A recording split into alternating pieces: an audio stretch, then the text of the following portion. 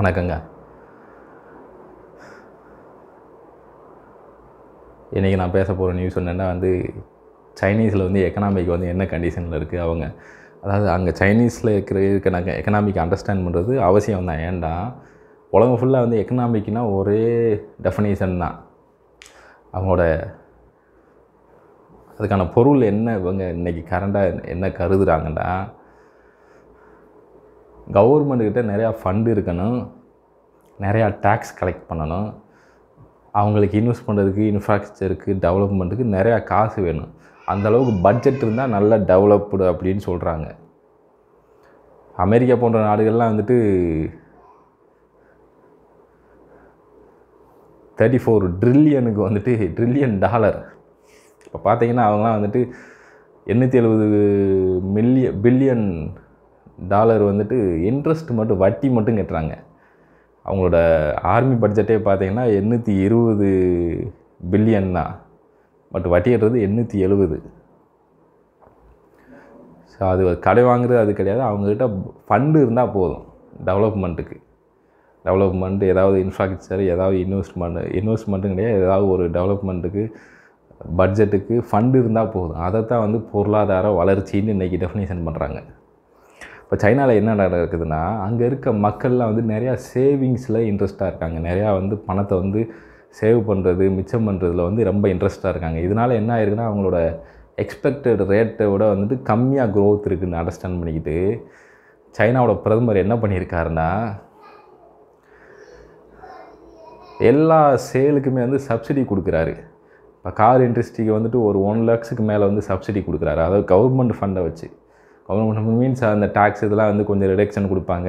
எல்லாம் சேர்த்து கால்குலேட் பண்ணால் இப்போ இந்தியாவிலே பார்த்தீங்கன்னா ஒரு 1 lakhக்கு மேலே டேக்ஸ் வருதுன்னா அதில் டேக்ஸ் இல்லைன்னா அது சப்சிடி மாதிரி தான்.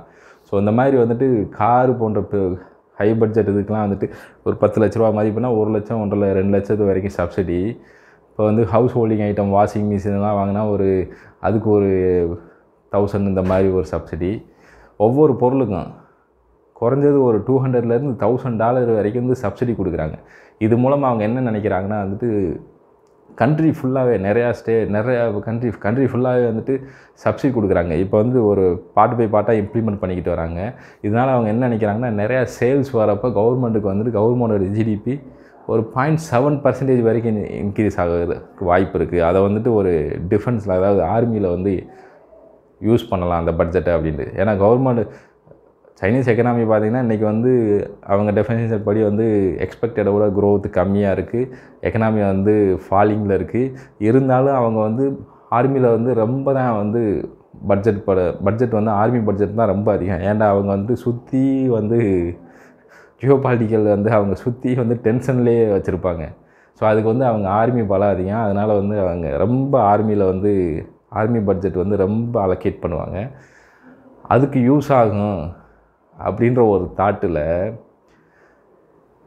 சைனாவில் இன்றைக்கி எல்லா பொருளுமே ஆஃபரில் கவர்மெண்ட் சப்சிடி மூலமாக செல் பண்ணுறாங்க.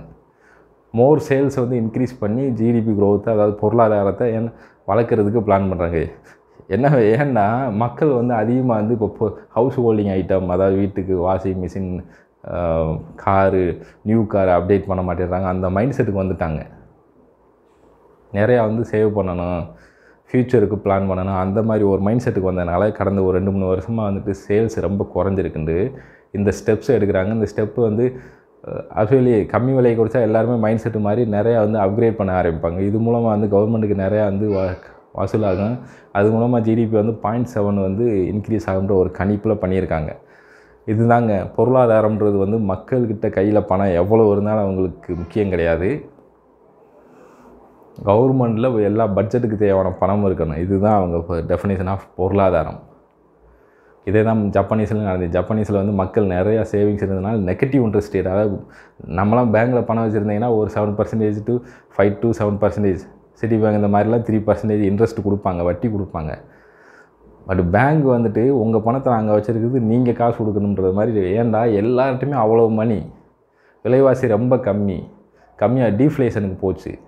டீஃப்ளேஷனுக்கு போனதுனால மக்கள்கிட்ட அதிகமாக பணம் சேவிங் மிச்சமாச்சு. அதனால் பேங்க்கில் பணம் வந்துக்கிட்டே இருந்தால் அவங்களுக்கு வருமானம் வேணும்ல. இப்போ லோன்ஸ் நிறையா எடுத்தால் தான் அவங்களுக்கு வருமானம். சேவிங் நிறையா வந்துச்சுன்னா அவங்களுக்கு வருமானம் கிடையாது. ஸோ அந்த மாதிரி நெகட்டிவ் இன்ட்ரெஸ்ட் ரேட்ஸுக்கு போனாங்க. இவங்களுக்கு டீஃப்ளேஷனும் ப்ராப்ளம், இன்ஃப்ளேஷனும் ப்ராப்ளம். இவங்களுடைய டெஃபினேஷன் என்னென்னா, கவர்மெண்ட்கிட்ட ஒவ்வொரு கண்ட்ரியுமே இப்படி தான். கவர்மெண்ட்கிட்ட பட்ஜெட்டுக்கு தேவையான மணி இருக்கணும், நிறையா மணி இருக்கணும். இதுதான் அவங்களோட டெஃபினேஷன், இதுதான் அவங்களோட வளர்ச்சி. நம்ம என்ன பண்ணுவோன்னா, தற்சாப்பு வாழ்க்கைக்கு மாறி நம்மளோட மணியை நம்மளே மிச்சம் பண்ணி நம்மளே சந்தோஷமாக இருப்போம்.